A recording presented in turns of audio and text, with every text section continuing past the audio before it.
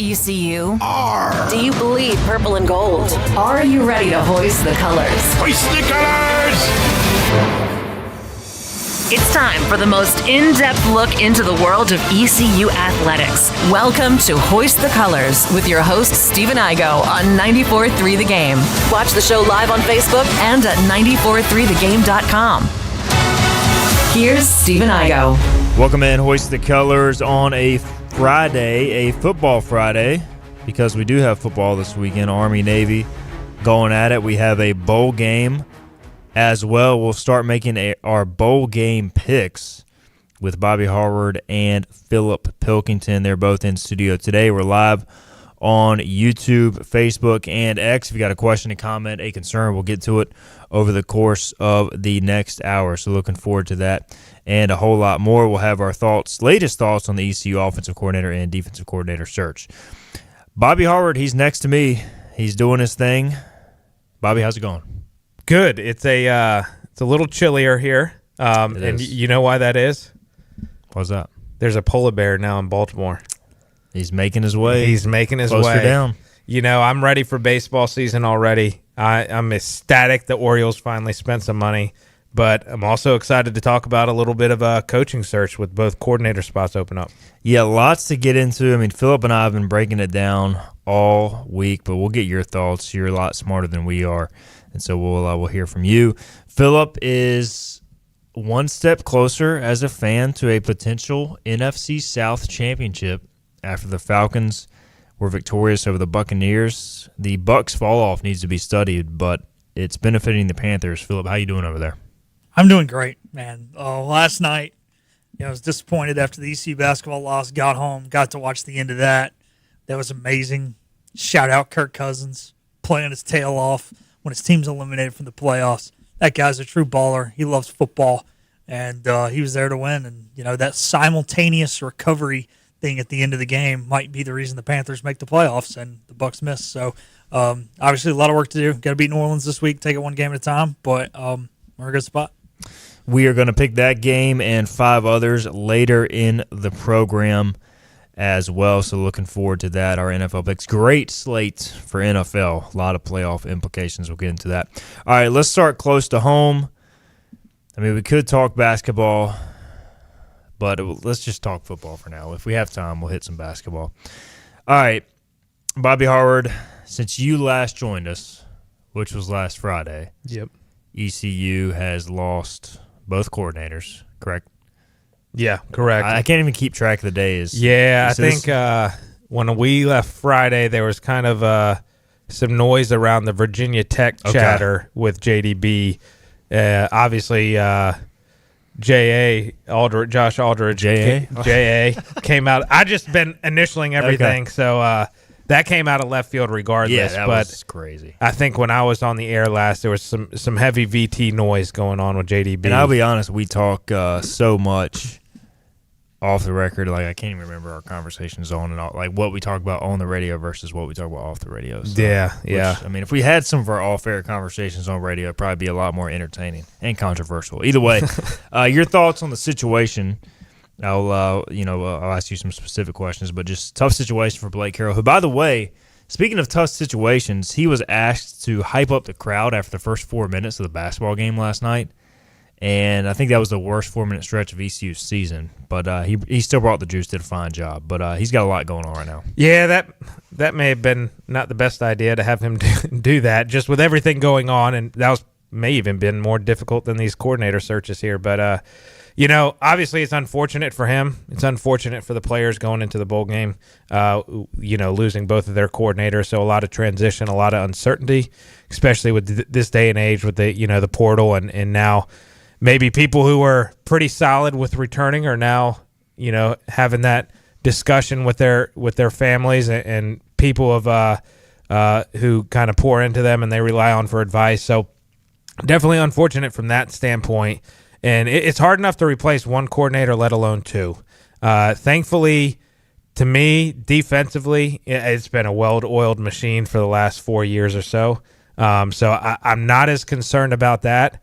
I think we've talked about it. My preference, we've talked about it off the air, but my preference has been promote Roy Tesh, have somebody come in that can kind of do the back end stuff. You either have a co-DC role or what, but I think Tesh is more than deserving for that. Offensively, I mentioned it last week when we did discuss it. I do think just from a retention purposes, I think they need to try to bring somebody that has that experience in that air raid, that up-tempo offense, whether it's the veer and shoot, the air raid, whatever it may be, but just more of a spread up-tempo style of offense. And we discussed it some too on last week's show.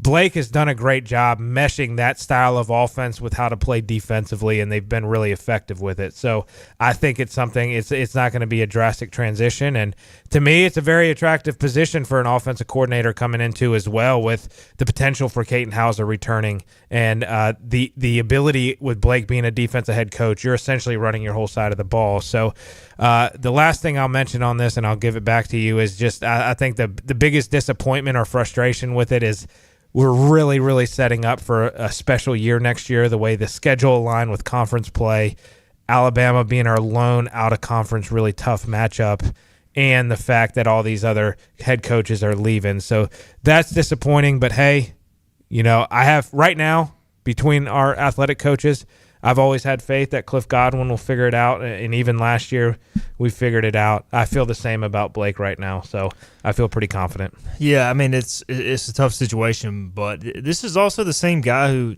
had to take over a program mid-season to hold it together. So, I feel like, yeah, the circumstances are different, but he's kind of proven at this point he can handle some pretty crappy situations. And obviously this is a little different for having to make multiple hires, but I do ultimately trust him. I think the toughest thing, just talking with, honestly, just being honest, like a lot of my sources at times are people that are familiar with the players' families. Like, I think there's just a lot of uncertainty with the players right now, which is what you understand it. And I just think if they can get a hire made in the next week or so on offense and really just settle everybody down, I don't get the sense people are like just looking to jump ship. And you do have some time with the portal, but you also got to figure out who's going to play in the bowl game and all of that. So there is some, urgency to make those decisions. But I just get the sense there's a lot of angst, Bobby, in terms of just nobody really knows what maybe the near future holds, after the bowl game. So I think the sooner they can make a hire, and you want to get the hire right offensively, but I think that's the more pressing matter is my read on the situation. Yeah, and I think angst, anxiety, uncertainty, those are all good words to describe the situation, because you got to think, from these players' perspective, especially guys that were in starter roles. We had a great year last year. You think about, running it back, same offense, your role, you understand your role, but now there's that uncertainty. Okay, we got a new offensive coordinator coming in. Who do they have from their last stop that may overtake my position? Those sort of things, those questions, those uncertainties go into my mind, and I'm sure go into theirs. My question to you is, obviously this bowl game overlaps with Christmas, so they're going to be traveling and up in D.C. over the holidays. Is traditionally when that happens, head coaches normally let their players go back home for a few days before Christmas and before they leave. Do you know if the staff is planning to do that? Because that would raise some concerns as well. I do not know the official answer to that. I don't. I think they were planning to go up around the 23rd to the bowl game, and so maybe a few days, if guys are local and they have time, they get a few days to go back home.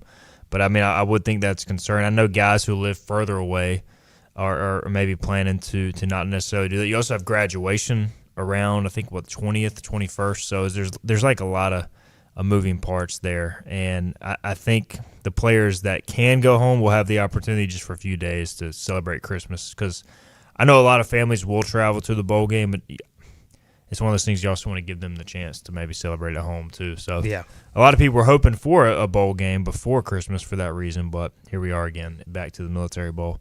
Look, we've had some candidates on offensive, defensive coordinator online. Our hot board, by the way, we're still running 50% off. And Parker Easton actually asked thoughts on Adam Austin as OC. I was looking him up. He was on our hot board. And get the full list. And again, our initial hot board, it's kind of speculation, names that would make sense. He is the Tarleton State offensive coordinator. Have not confirmed he's in the mix. But look, the guy, the Texans are averaging 44 points per game and 472.3 yards per game. So this is his second year running the offense. He is a younger coordinator, but like anybody that's dominating the FCS level, I'm at least trying to figure out more about them. I don't know if he's a candidate. You know, I've heard Garrett Riley, depending on what happens at Clemson, could be a possibility.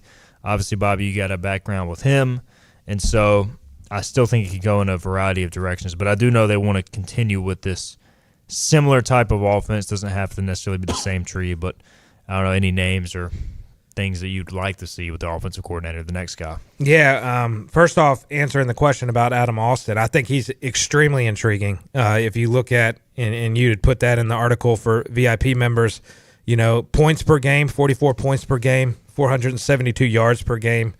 That's pretty daggum explosive. So that's really cool to see. Also, not only has he caught it at the FCF level for 2 years, he was caught it before that at his previous stop at Missouri Southern. Came from a, excuse me, I got a scratch in my throat, community college before that. So just being at multiple stops, I'm unsure what I'm unsure about, if it's the same head coach or not. But still, that's intriguing, obviously. You know, definitely biased towards Garrett Riley, having the relationship with him. To me, I know people are going to be very critical of his time at Clemson. If you were not aware, Dabo is very hands-on with things. Not a lot of, I wouldn't say not a lot of that stuff is his, but a good chunk is Dabo's as well. So there's a hand in that. If you want to look at Garrett's numbers of what he could potentially do here, I would look back at SMU. I would look back at TCU, where he was able to kind of run his own show a little bit. Not to say Sonny Dykes wasn't involved in any way, shape, or form, but I think Garrett had some more freedom in who he could bring on his coaching staff and calls in certain situations. The other name I'm very intrigued about is Jordan Davis from North Texas. Obviously, Eric Morris is a great mind, an offensive mind and quarterback coach. And so I thought, I'm not going to share what you said, but what you put on the message board about the interview process, I thought was spot on. So if you are interested in that, go back, look at that hot board thread there and kind of read through that and what Steven said about the interview process. And then after that, Kevin Decker is another one that I think he had a lot of success at ODU. Pretty comparable transition coming up to ECU, so he'd be another name that I'd be pleased with. Some names there, some good names, and yeah, you ideally would like somebody with play calling experience, although Davis would be kind of similar to Baker in that been around to lead offensive minds and been kind of a coordinator title, but probably has never called it because Eric Morris calls it. But, you know, I think it might be worth a shot, like you said, after the interview process. All right, John Moody says, just to clarify, Blake Harrell did say during the halftime broadcast last night they will be allowed to go home for a few days before they leave for D.C., so that will happen. And I know the players who graduate, their families are planning to come in and visit for a few days, at least from outside the area. So some thoughts there. All right. There is – what about defensive coordinator? I know you kind of hinted at it, but yeah. kind of internal would be I like the internal with Roy Tesh, and then in terms of an external guy, I'd like to bring in Tyler Allman is the one I have circled. You mentioned this. He had time on the staff here with Blake Harrell. He was the D2 Assistant of the Year. I think he's an up-and-comer and somebody that could pretty easily slide right in and gel. And coming up from that D2 rank, just from an ego standpoint, all these coaches have egos. I think it's a lot easier to transition into a DC or co-DC role, not calling it, moving up from the D2 to the D1 level. So I think that would be a smoother transition for them. I know Philip and I have been and I think everybody's on the Roy Tesh bandwagon, but I almost think he doesn't get enough respect. I mean, he's been here since 2019. Like, he is the longest tenured on-field coach. Like, Steve Shankweiler, probably the longest tenured coach, given all his stops within the program. But, like, what Roy Tesh has done doesn't ever get the spotlight. And, look, Blake Harrell knows better than anybody whether he should get the DC title, the play-calling duties. But if anybody deserves it, it's got to be that guy, right? I mean, I just think he has been loyal. He's been here every step of the way through the good and bad. He's had probably the hardest job a couple different years, teaching brand new D-lines, and has delivered. So that dude, I don't know, he deserves a gold medal if nothing else. Dude, he has done more with less than any position coach here in a long, long time.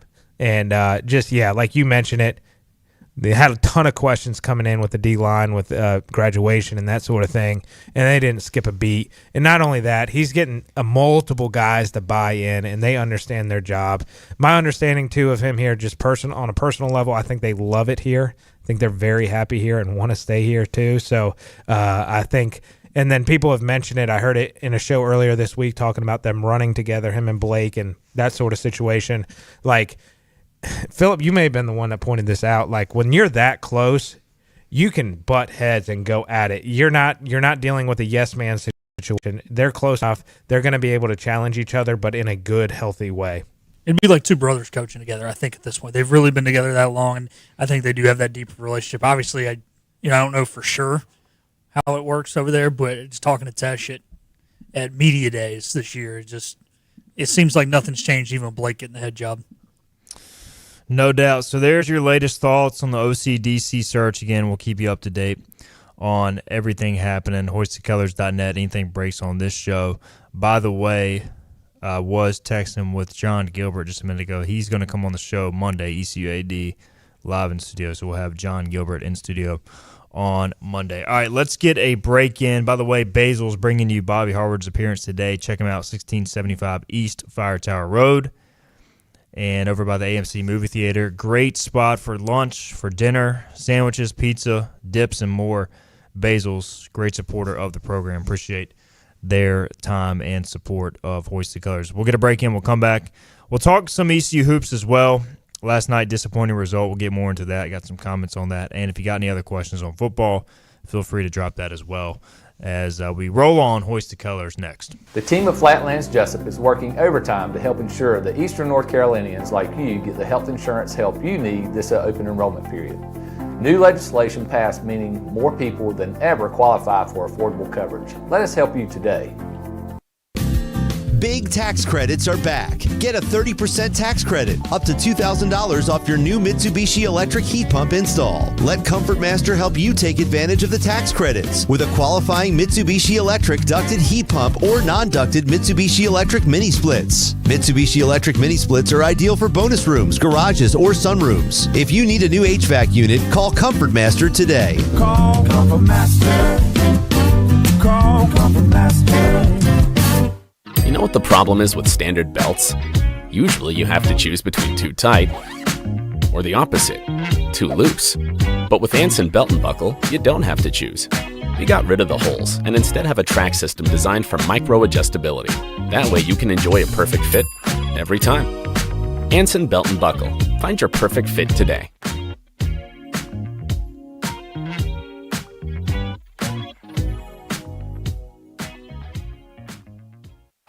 Healthwise Pharmacy rounds the bases with all of your infusion, retail, compounding, and medical equipment needs. Locally owned and operated by pharmacist Marcy Parker, Healthwise has grown to be your most trusted provider for infusion services. Currently providing in-home or on-site infusions in North Carolina, South Carolina, and Virginia.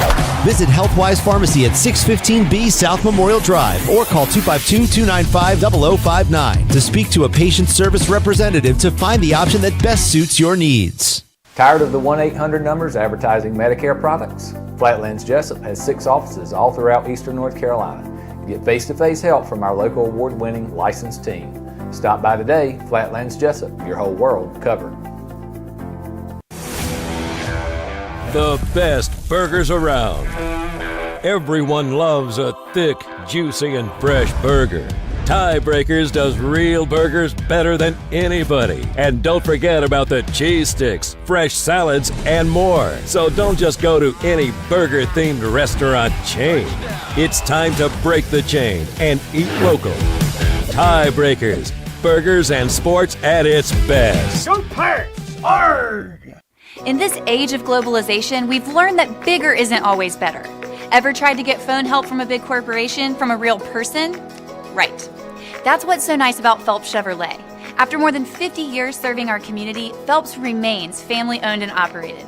Mike, Daryl, Wave, West, Alan, and Clay deliver hometown service and integrity, same as always. They share your experience, they share your values, and they are ready to help with any motoring need. Come get you one. Oh, hey, welcome back. You got here just in time. This is Hoist the Colors on 94.3 The Game. All right, welcome back in. Hoist the Colors. Friday, Football Friday. We're going to make some bowl picks later, and we'll try our best at that and our NFL picks as well. Tough night in Minges Coliseum last night. ECU loses to App State 67-54. App State really they led the entire game. It was a wire-to-wire victory. ECU never led. Pirates are, let's be honest, it's just been a miserable year. They're 3-7 to 2-7 against Division I teams. Those wins coming over Georgia Southern, Maryland, Eastern Shore. Jordan Riley, I thought, played his tail off once again. 26 points, 7 rebounds. Gio Imajuru fighting 10 points, 8 rebounds in 30 minutes, but just not enough offense. 4 of 20 from three-point range. You were 4 of 10 from the line until Riley made too late with 11 seconds left. And they fixed the turnovers, but just could not score. I mean, the first half, guys, was just I don't even know how to sum it up. It was just completely painful. You trailed 11-0, 19-7. What did they make? 6 shots in the first half, 8 field goals. I mean, it was brutal, Phillip. Yeah, it was bad. And, the offense, you want to say got going in the second half, but at the under 8 media timeout of the second half, which happened right below the 8-minute mark, it was like 7:57, Peyton and I were looking at the stats, and East Carolina had forced 8 turnovers and had 15 points off of said 8 turnovers. On top of that, the score had been cut to 3, and App State had made 5 of their last 6 field goals, which means the Pirate defense was leading to the Pirate offense. That's great that you can do that. That's great if that's part of your arsenal. The unfortunate thing, that was the only weapon in their arsenal last night, was live ball turnovers and easy layups. It was like watching the Danae McNeil days of the women's team. The difference was they did it for 40 minutes, and she would just steal the ball, layup. But that was the only bright spot in the offense. I thought defense has definitely gotten better with this team. I think it was one of our big worries, through the first 2 weeks of the season. I think they're starting to look more like a competent defense. I think going to the zone last night, and Coach Schwartz talks about it in his post-game press conference, something they've just been working on. I thought the zone went really well. Jay wasn't healthy for the second half, and he's kind of the point man in their zone, which that stinks, but now they need to have, next man up kind of mentality. We don't know what Jay's situation is. Clearly he's not able to stay healthy right now. Who's going to be able to be that lengthy guard at the top of the zone? There isn't one. I know. Well, play bigger than you are, ain't how big you are. It's how big you play. I guess I don't know. We got to figure out something because I think the zone works. I think overall their defensive rotations have been better over the last few weeks. The defense is starting to look like a Mike Schwartz coach team, unlike the beginning of the year. And now it's just, he's always said, our offense will go as our defense goes, and he's right, but there's still a level of you got to have somewhat of a half-court offense. I feel like there's just no half-court offense right now. Zero. Because the only 2 guys who can score in the half court are Jordan Riley and Imajuru, and teams just pack the paint. So it's just a lot of standing around, and none of the guards are creating anything. And, I asked after the game, how do you get something out of Calker and Mbang? Because you just got to have some offense from your point guard position. So, I don't know, ECU guys down to 324 in the net.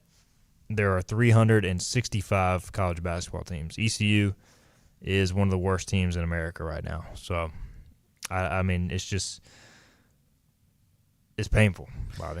I haven't watched games. I told you that I haven't really watched a game since the Michigan State game, and that's probably, outside of Georgia Southern, the only game I've watched this year. But I will continue to fade the Pirates, and right now fading the Pirates may be paying for my children's college fund. So keep it going. I mean, stay hot. At least somebody's profiting. Buffalo, Sunday at 1 o'clock. We did get a question from, let's see here. Phil says, how much pressure is the administration putting on Mike Schwartz? Does he feel any heat to change, or is he feeling comfortable in his job? Look,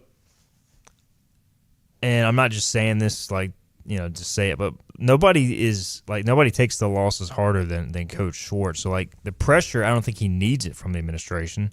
He's feeling it.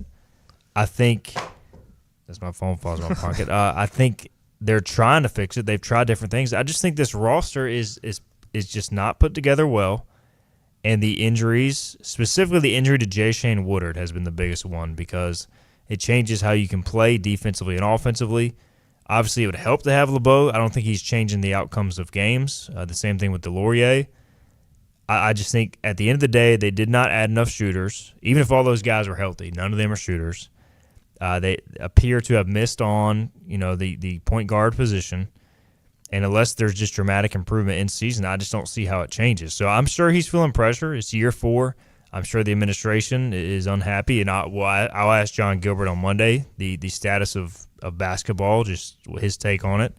I don't think anybody's getting fired 10 games in, but, there's definitely pressure. I mean, this is big boy Division I athletics. It is a results-based business.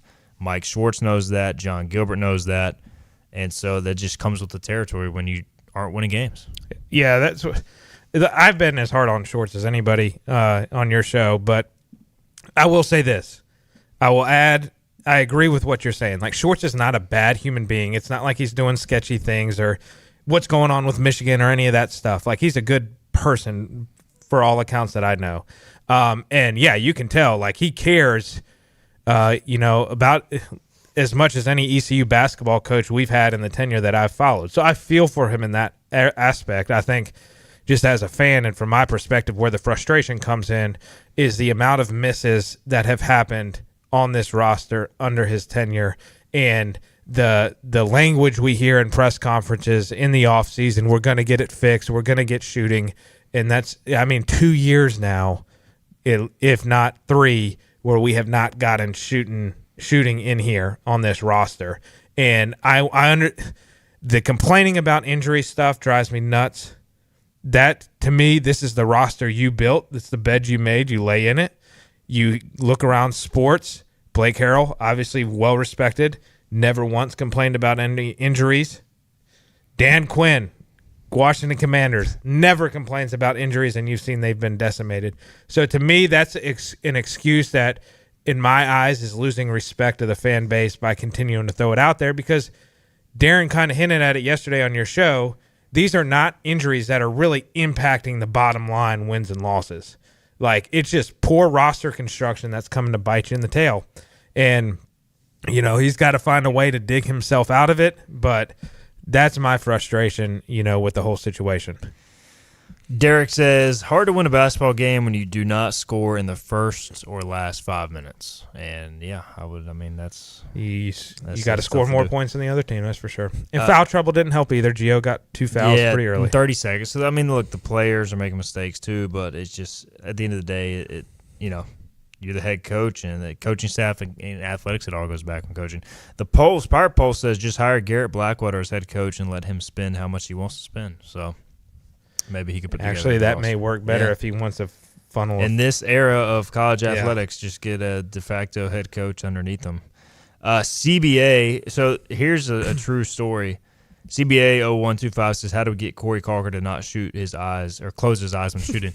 All right, so legitimately, I take pictures at some games, multiple games this year, and 4 or 5 times I've taken a picture of Corey Calker, and he's shooting with his eyes closed. And, I'm sure he's not doing it on purpose, but, and it's not just he's blinking. It's multiple frames. He's got his eyes closed while shooting. And so I'm this is something that has to be addressed, right? Well, this is a Division I basketball player. And if you're listening on the radio, Steven just did an example shot with his eyes closed. So if you want to go back and look at the video at the 28-minute mark, that was Steven shooting with his eyes closed. But, yeah, that would seem to be an issue. And I'm wondering if it's something – surely the coaches have seen it by now, right? I guess you could call it mechanical. I don't know. It's definitely mechanical in some ways. Yeah. I don't know, Phil. Did you shoot with your eyes closed? I didn't do a lot of shooting in my day regardless. I was more of a rebound and defensive guy, but I definitely had my eyes open when I did try and put the ball in the basket. So, look, it's been tough. 3-7, 2-7 against D1 foes, and we'll see, man. It's not going to get any easier.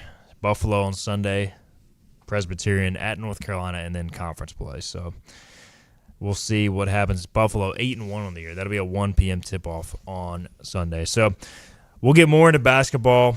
I'll ask John Gilbert about it Monday. Look, I know that athletic administration has invested heavily in it, and the owners have as well. So, I mean, he knows that it has not been up to everyone's par right now or expectation.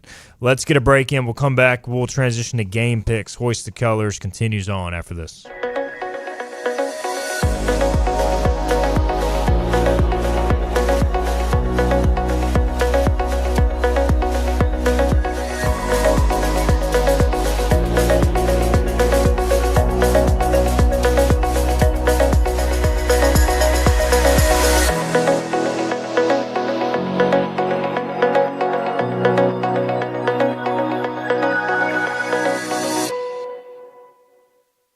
Storm season is approaching. North Carolina weather can damage your roof, and before long, a small leak can turn into a big problem. Your home is one of your biggest investments, so protect it with Wells Home Improvements.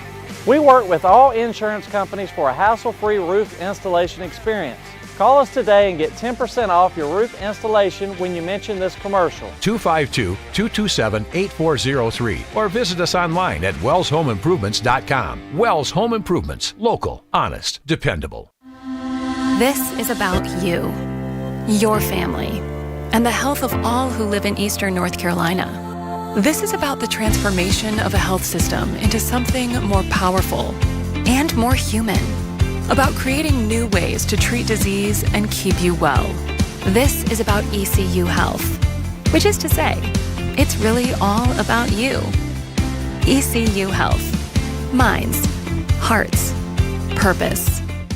You have a choice when you invest in insurance, and when you choose First State Insurance Advisors, you're working with people you can trust. Clark Stallings has deep ties in the community. His team, including Keaton Smith, Regina Asby, Phil Leyva, Max Joyner Jr., Max Joyner III, and Ginger Smith, provides knowledgeable and professional advice. First State Insurance Advisors is an independent insurance agency. They offer all types of personal insurance as well as various types for business. Call or email First State Insurance Advisors today. We want to be your trusted choice agency. Acre Station Meat Farm, along with Lane Angus Beef, bring you farm to fork beef. Stock your freezers now with affordable beef boxes, just in time for the grilling season. Farm to fork beef brings quality local beef to your family. From your traditional butcher shop, Acre Station Meat Farm. Come on down to Acre Station Meat Farm and find out why we're #1 in fresh cuts and friendly service. Acre Station Meat Farm, Highway 32 North, Pinetown. At National Finance, we're all about hometown support, just like ECU football. National Finance helps us win on and off the field. They've got your back when you need it most. Fast, easy personal loans for life's big plays. And just like us, they're committed to Eastern North Carolina. National Finance, proud supporters of ECU athletics. Visit nfcmoney.com for loans as fast as today.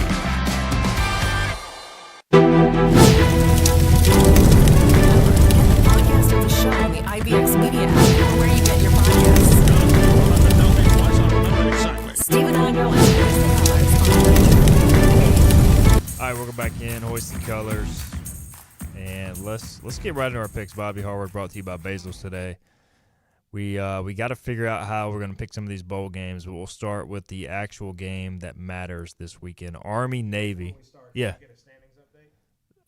I was going to try to skip it, but I guess we'll get a standings update for Bobby. I don't know why he would want a standings update. Philip, what do we got? If you can pull it up. I know exactly why this dork wants a standings update. And it's because he went 12-4 last week. Like, that was a good NFL regular season record. And Bobby is 95-82 after going a combined 21-8 over the last 2 weeks. Hey, Davy Jones, take that 55% and shove it. No comments from Davy Jones today. Yeah, Steven is 89. 89. Yeah, no, 89-88. Above 500, let's go. Yeah, and for the first time all year, I'm below 500. Actually, I think it's the first time ever in this pick'em pool, other than maybe like week 0 the first year. I am 87-90. So it's been rough, boys. It's been rough. There's still time. No, these rando bowl games is what kicked my rear end last year. That's why it was so bad. It's going to get worse. The rando bowl games are back, and we'll start with Army Navy. Navy's a 6-point favorite. Is this game, is it in Philly again this year? Baltimore. Baltimore, okay. Ravens Stadium, Navy is 6-point favorite. I think Navy's a better team, more explosive offense. But look, if I'm getting 6 points in a game like this, I'm going to take the points in Army. I'm going to take Army to cover. Do we have a weather report? I'd imagine it's pretty chilly with polar bears up in Baltimore. Let's see. Baltimore, Maryland weather. Does it matter? They're both going to run the triple option. But I guess Navy maybe can actually throw the ball. I was told Quarterback they can have throw a the little bit. third best explosive play rate passing the football in college football. Ooh, okay. In terms of With when this they drop rate, back. though, yeah. And I guess with the rain, it could be a bit more sloppy, which then keeps the game close. 6% for both sides. Chance of rain. So not much. 46 degrees, cloudy. Yeah. Okay. I'm actually going to go Navy here. I was back and forth. I thought 2 triple option teams, this game's going to be close. But looking back at the previous matchups year in and year out, when one team is quite a bit better than the other, it tends to kind of get a 2-score game. And that's kind of what I think happens here. I think Navy is the superior team, and Navy wins by more than 6. Look, I could see it happening. I see where you're coming from, but I'm with Steven on this one. When you are in this game, it's always so low scored, low possession. It's hard to feel like a game is going to be won by 2 scores, which means I'll probably be right in both, right in one set and wrong in the other. Navy won 24-17 is probably what's going to happen now that I said that, and Bobby will get the pick right, and the rest of us won't. But I'm going Army. I could definitely see a scenario where it's like Army's chasing the whole day, and then Navy delivers the knockout punch late to win by 14. But we'll see. Boise State and Washington, the first bowl game at the FBS level is the LA Bowl. This is this Saturday. Washington is a 10-point favorite. Shout out to Bobby, who pointed us in the direction of sportsbookreview.com, which has bowl opt-out tracker. And so here's the status for this game. Boise State, their starting offensive tackle, is considering opting out and declaring for the NFL draft. They also have some key players out, but Madsen is back, their quarterback. He came back for the conference championship. On Washington's side, no word of an opt-out yet, but a lot of injuries. But Washington is a 10-point favorite here, and I'm going to go Boise. Again, I just think too many points for me. I think Boise will be motivated. Washington, I don't know what their motivation level is, so give me the Broncos. So I'm glad this game is tomorrow. Otherwise, there may be some more noise about Jed Fish going to Michigan. Yeah. But I'm going to go the Huskies here. I think they're the superior team. I think they're going to show their dominance up front. Boise State, while they are very good, they are not the upset P4 team that they've been in the past. You know, this is still a lot of the same interior linemen that we saw last year's team. When Gene T was back there running, they almost beat Oregon. I think they've got the size to hang with them. The question is Maddox Madsen. That is the issue. That is the reason it wasn't close last year when they stacked the box with 8. Penn State, that being, he struggled to throw the football. But I think this Washington team is not nearly as good as Penn State. I think the Broncos keep it close. All right, our next set of picks are bowl games for next week. So because Bobby joined us every Friday, we're picking bowl games through Thursday. Now, I'm going to say up front, if any of us want to change our picks prior to kickoff, based on new intel, I'm going to allow that. Are we in agreement? I'll also add, we probably need to add the Kennesaw Western Michigan game because that starts at 11. Okay, on Friday? On Friday. Okay. Yeah. All right, salute to Veterans Bowl, Troy, Jacksonville State. This is Tuesday in Montgomery, Alabama, the old 9 o'clock kickoff. Troy is a 2.5-point favorite over Jacksonville State. Both teams lost their conference championship games. Troy quarterback Goose Crowder left the Sun Belt Championship with an injury. I don't think we know his status 100%, but I'm going to go Jacksonville State here. No real reason. I'm just Gamecocks. Yeah, I'm going to go Gamecocks as well. I think I'm actually going to go with the reason of Goose Crowder not playing, with Troy losing their starting quarterback. It sounds like he's been banged up all year, but also reading some of the social media posts, doesn't sound like they're expecting him back, even though there's been no official diagnosis. Look, if he plays, I'm going to go Troy. I think Troy's from a better conference, therefore I'm just going to lean to them. That's how you kind of do these bowl games where you don't know anything about. But if he doesn't play, then I'll take the Gamecocks. You got the Cure Bowl on Wednesday, ODU, South Florida, 5 o'clock in Orlando. Neither quarterback is playing. Colton Joseph is in the in the portal for ODU, and then Byron Brown is now an assistant coach for South Florida because he's either going to the NFL or going to the portal. USF 3.5-point favorite. Alex Golish is also gone. Both teams are 9-3. Anybody want to take a stab? Yeah, I'll take a stab because Byron Brown's about to go to Auburn when you say go to the portal. Yeah. But I think South Florida is much more better. Much more better. That's terrible grammar. Much better up front in the trenches, especially Old Dominion. Maybe they'd have a shot if Colton Joseph plays, but with him out, give me the Bulls. It looks like both these coaching staffs are about to be dismantled and go other places. I think both teams are kind of in the same boat. With that being said, I'm going to take the American trenches over the Sun Belt trenches. So give me South Florida in this one. Yeah, I'm the same way. I mean, end of the day, I don't think either team's fired up to be there. I'll just take the better roster. I mean, and take my chances, especially with both quarterbacks out.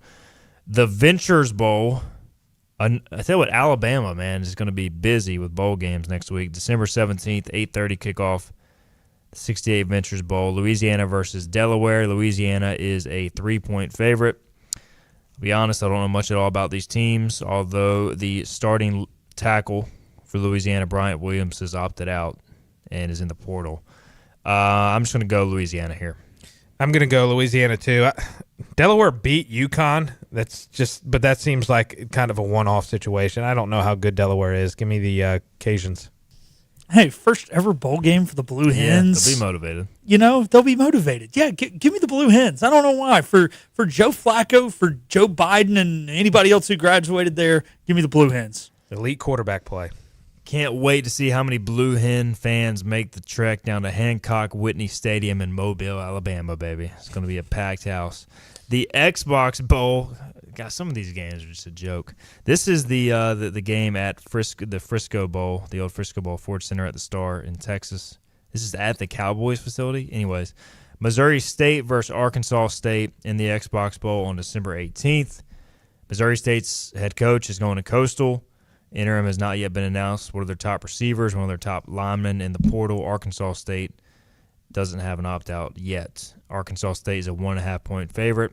I will take Arkansas State given the uncertainty at Missouri State, although this would be Missouri State's first bowl too. Correct. Yeah, first ever bowl, yep. Yeah, under less than ideal circumstances considering their head coach just left. Give me the Red Wolves. Yeah, I'm with you guys here. It'll be Arkansas State in this one. I think they're a better roster. Missouri State, they just kind of feel like one of those teams kind of snuck into a bowl game. Very easy schedule this year. Not trying to take anything away from their accomplishments. Congratulations to them. First bowl game. But give me the Red Wolves. All right, and then the Myrtle Beach Bowl, Kennesaw State versus Western Michigan. So I don't have a line for this game. Can somebody find it? -4 on DraftKings. Okay. For who? In favor of Western Michigan. Okay. Western Michigan. They won the MAC championship, and their reward is going to the Myrtle Beach Bowl. They have an injury. Kennesaw won the Conference USA title. Wow, this is a battle of champions. This might actually be a pretty good game. Yeah, I think it will be, yeah. Noon Eastern on December 19th, Brooks Stadium. Give me Western Michigan. You said 4? -4, yep. Yeah, I'll take. You know what? I'm gonna take Kennesaw actually. I'm with you. I'm going to go Owls as well. I don't know. Watching them play in that conference championship game Friday night on CBS College Sports, first CUCA game of the year. I like what they're doing offensively. I like their quarterback. Give me the Owls. So y'all both took Kennesaw, right? Correct. Sorry. I picked Kennesaw last week. It worked for me. Picked against Western Michigan. It didn't work for me. I'm going to ride the hot hand on my picks. Give me the Owls. All right, there it is, our best attempt at picking 6 bowl games in addition to Army-Navy. And I don't know how to work out, but the picks are submitted. Again, we reserve the right to change these picks based upon any intel leading up to kickoff. We'll get a break in, come back, NFL slate on the way. This is Hoist the Colors.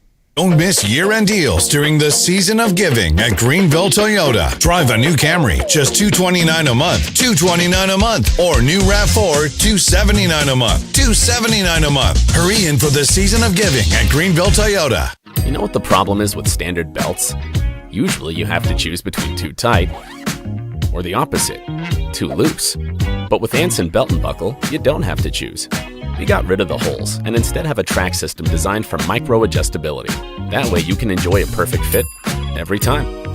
Anson Belt and Buckle. Find your perfect fit today.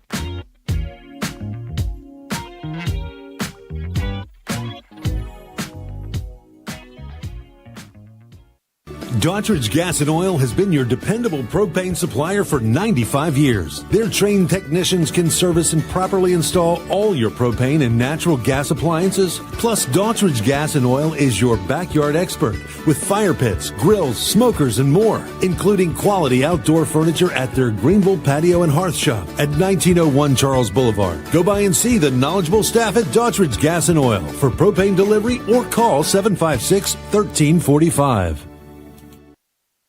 Other restaurants claim their food is fresh and fast, but are they friendly? At Moore's, you're treated like family the minute you walk into their doors, with locations in Winterville, New Bern, Swansboro, Morehead City, and Jacksonville. We've been practicing what we preach since 1945. At Moore's, our barbecue is slow cooked and smoked over real wood daily until it's so tender it's falling off the bone. Combined with our fresh chicken, cooked-to-order seafood, and homemade fixins, we're sure you'll agree. If it's not Moore's, it's less.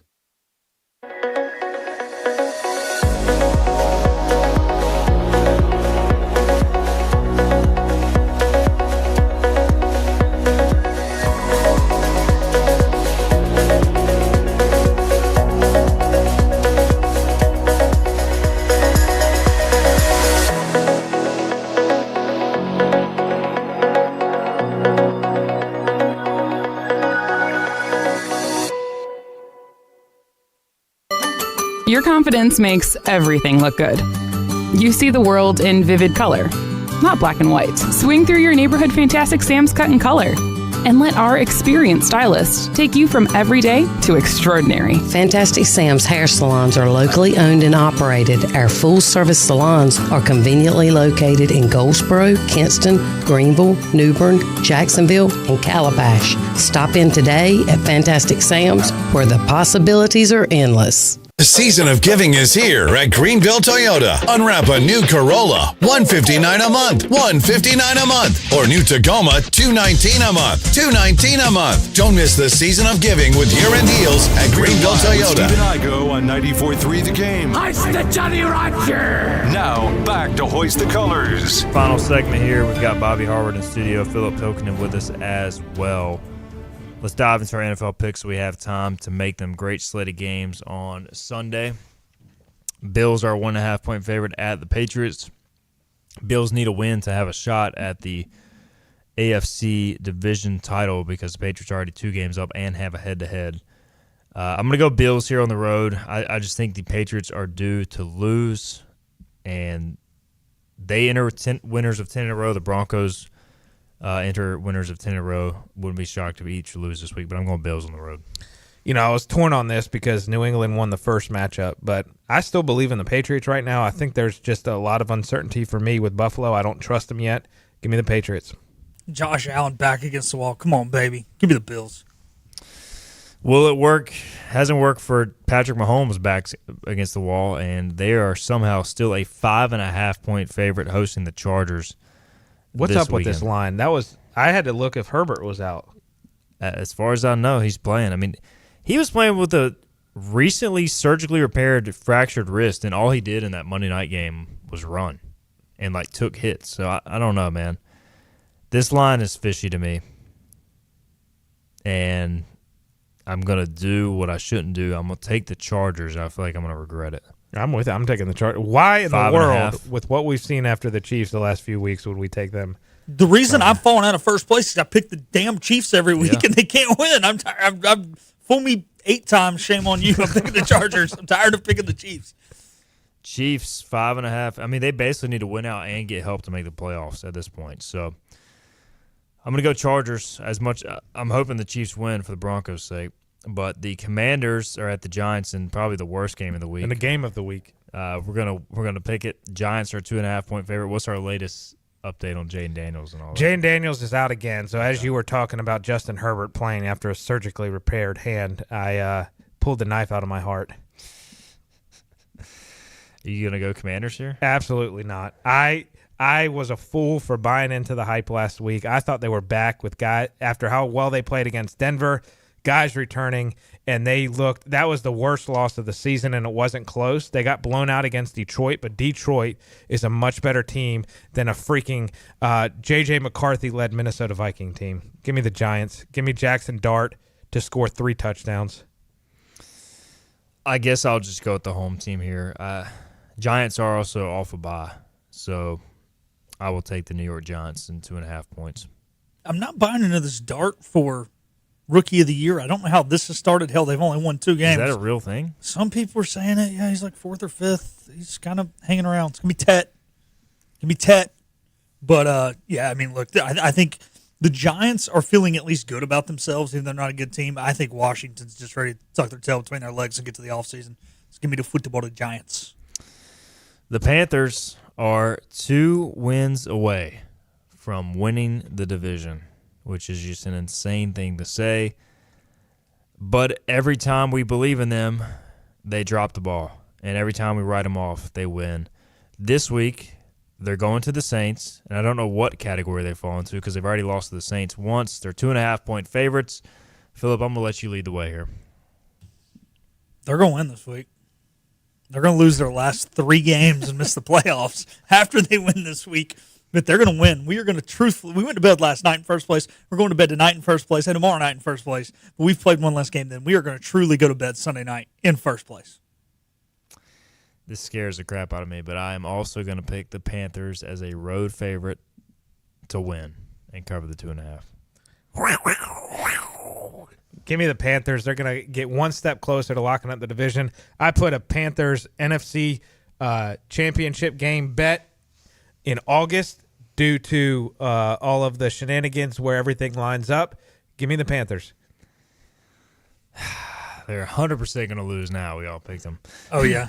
The Packers are 2.5-point favorites at Denver. Denver is the first team in the Super Bowl era to be an underdog at home, riding a 10-game home winning streak and a 10-game winning streak overall.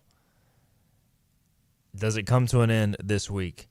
I think the Packers have won like one time in Denver in the past several years. I don't know. I'm torn on this pick. I think Denver's streak is due to come to an end. They're not that good, but like they've got the home magic this year. I'm gonna pick Denver here, man. I think as long as Bo Nix plays a clean game, I think Denver's just a tough out at home right now. I'm gonna trust them at home. It's gonna be loud. You know, I'm torn. This is gonna be an incredible game. First off, but I feel like these are the games Sean Payton kind of steps up and just calls an elite game. But even with that said, I really like the Packers. I've been high on the Packers all year, and so I'm going to go Green Bay. Steven, you get in the snake pit so many times. You might get out once, twice, 10 times in a row. But eventually the snake is going to bite you.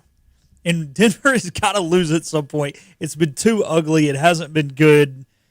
They're a talented roster, don't get me wrong, but they are not a pretty football team, and you got to be pretty to win in December and January. Though I think this will be a good reality check. Though I think they bounce back and look pretty next week. I don't know who they're playing, but Jaguars. Yeah. Oh yeah, they'll look pretty next week. Jaguars will mess it up on the road, but yeah, give me go Pack go. Should be a great game. I haven't even checked the weather. I'm hoping it's cold and like honestly, because Green Bay is going to be worried about cold. Well, just like in terms of like it's the defense. Both these teams to me are defense. Yeah. And I don't even know if Josh Jacobs is playing for Green Bay, which if he's out could be. He should have been. He's played the last few weeks, though, right? So unlikely to practice Thursday, but we'll see how he feels tomorrow. How about the get-in price for this game is $277. For the Commanders and Giants, it's $12. For the Panthers and Saints, it's $13. Ooh, I can get it. I'm probably going to Flyer Miles to get down there. Just saying. A free trip. Who's ready for a trip to New Orleans, part 2? Don't bring Scooter. I'm not bringing Scooter. Scooter stays rear end at home. Lions are at the Rams. Rams are a 6-point favorite. And I feel like I can't figure out the Lions this year. I'm going to take the points in terms of Lions being able to cover 6 on the road.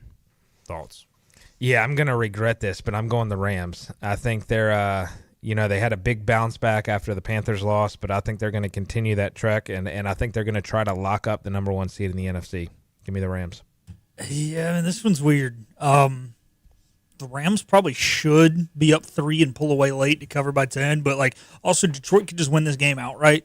So I just think 6 is just too many. Like I will kick myself less if I pick Detroit and the Rams blow them out than if I pick the Rams and then they win it by a field goal. So I'm just going to pick Detroit here.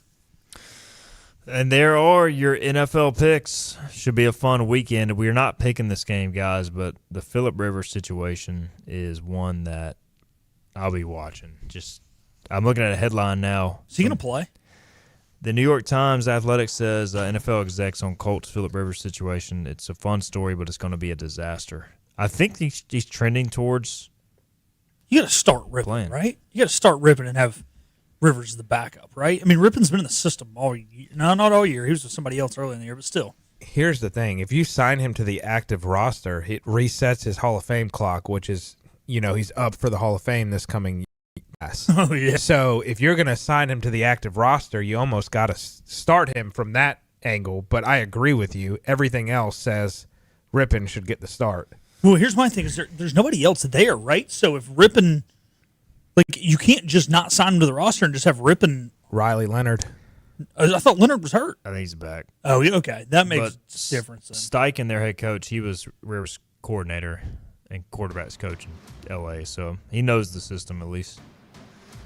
So I think he's going to play, and I think he's going to be hurt by the end of the game, unfortunately. Elite press conference, though, and it's a fun story, so we'll see what happens. All right, we're out of time. Bobby, appreciate you. Phillip, appreciate you.